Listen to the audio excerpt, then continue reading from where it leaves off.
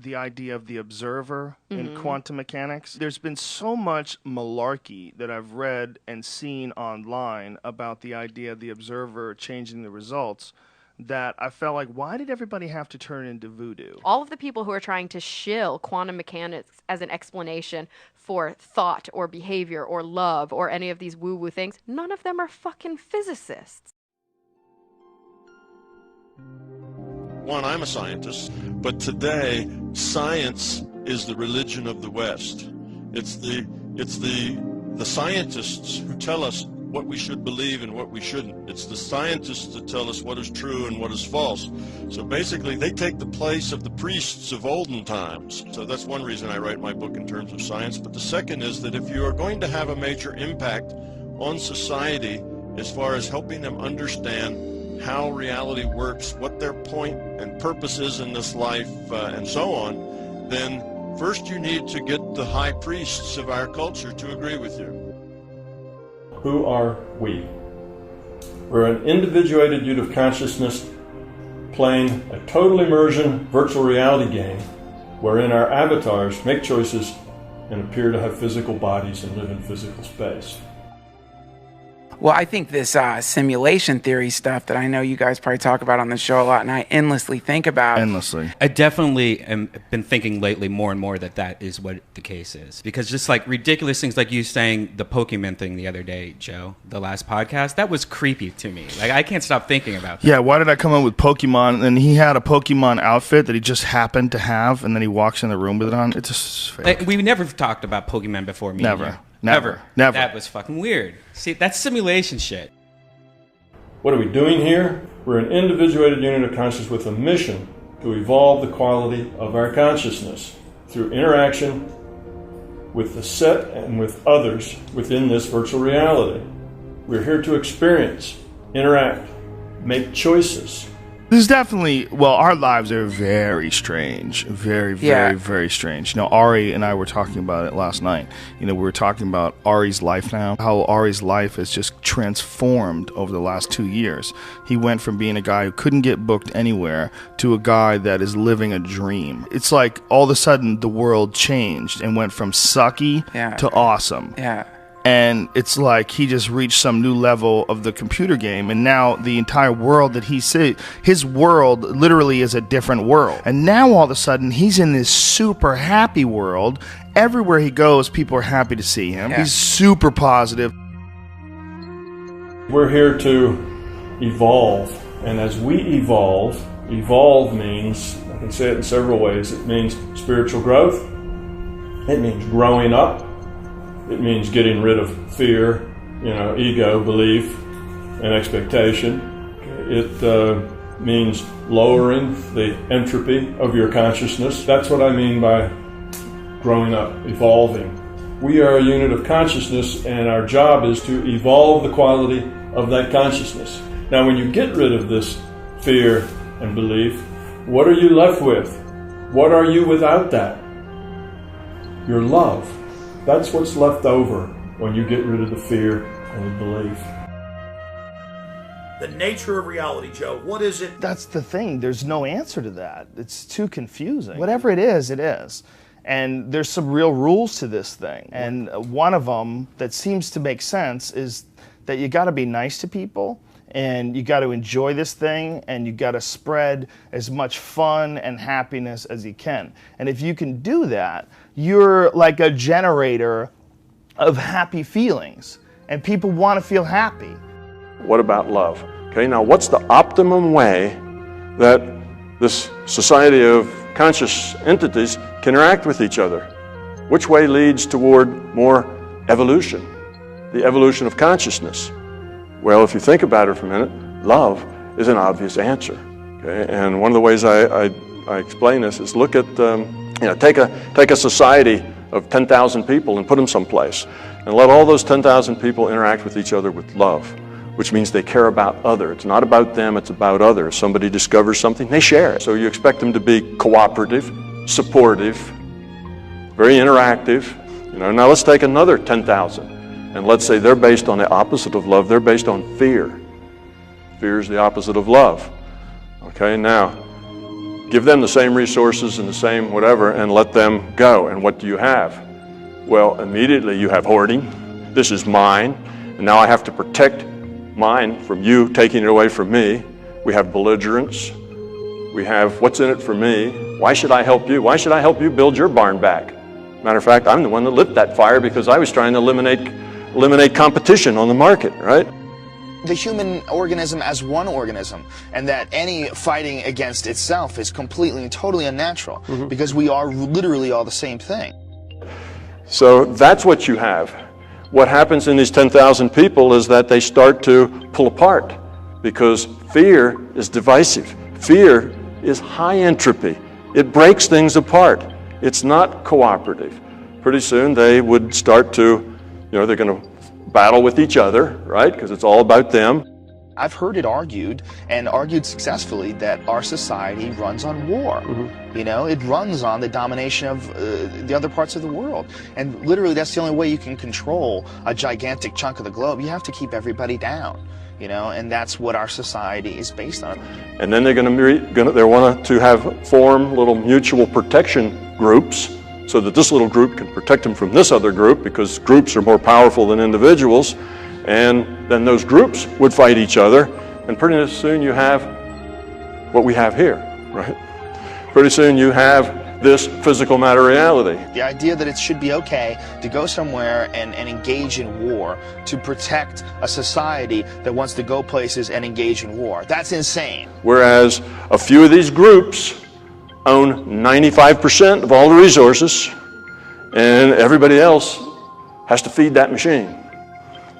That's kind of the way that'll work out. Well, here we are. We can see how that experiment's already been done, right? We can see that. But we can imagine that other experiment where everybody was cooperative, helping, trying. Now, which one of those two systems sounds like the lower entropy?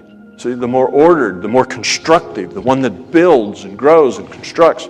Well, obviously, love is the optimal way in which people can interact. That's what moves consciousness toward greater and greater evolution. So consciousness evolves by lowering its entropy. Consciousness evolves by becoming love.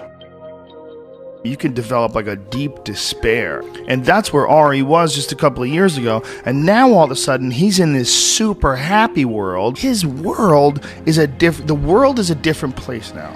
Yeah, this is why I love the fucking multiverse theory. I love the idea that we exist in a place where every single possible event is happening at once. Everything that could happen is happening. It's all happening in one great eternal burst of happeningness, and that you can shift yourself from different nodes of where you are now to more desirable nodes of the multiverse. You can live in multiple realities all at once. You don't have to be just constrained to this linear, Western rational reality. You can live in a much bigger reality space. I'm also not just in this reality. While I'm at work and while I'm doing this stuff, I live and exist and experience in several realities kind of simultaneously. So I live in a bigger world. And that's what goals are. Having a goal is a form of visualizing the specific node of the multiverse that you would like to be existing in, and the contrast between that place and where we currently are. And it's like a grappling hook that you're throwing through infinity. Instead of living in one reality or another, I just live in the larger reality all the time. And the thing that's neat is that they help. I'm better at solving problems at work because I also I see the problems from a different perspective.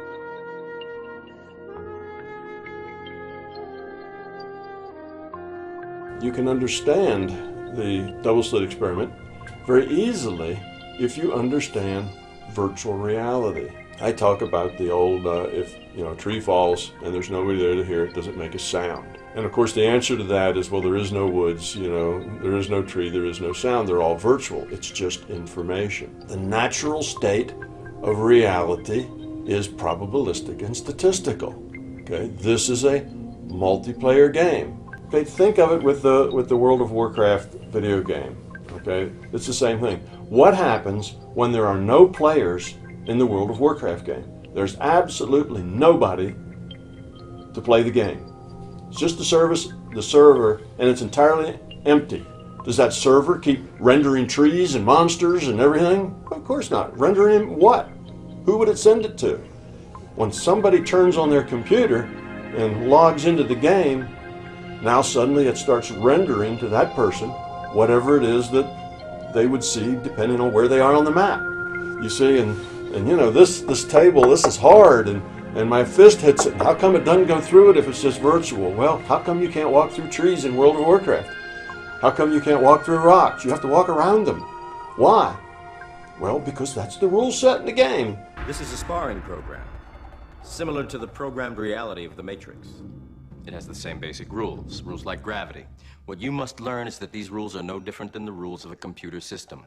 Some of them can be bent, others can be broken. The game's rule set says you can't walk through trees. You have to walk around them. The rule set here says, that's wood, I can't put my hand through it. So that's the way it works. But when there's no players, there's no data going out.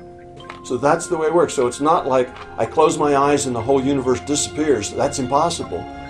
The whole universe wasn't there in the first place. It's just data. If they just looked at it like literally in what is best for mankind. Yes, that's it, man. It can be done. Totally. It can be done. And I think that even thinking along those lines helps to change the world. But I think that having this conversation and knowing this conversation is going to easily reach 1 million people, several million people probably over the course of, the next few months. Yeah. This conversation is going to enter, it's going to be data that enters into certain people's minds. And that's the kind of thoughts that we need. The whole universe wasn't there in the first place. It's just data. It's going to be data that enters into certain people's minds. It's just data. It's going to be data. We live in a virtual reality. Reality is composed of nothing other than information.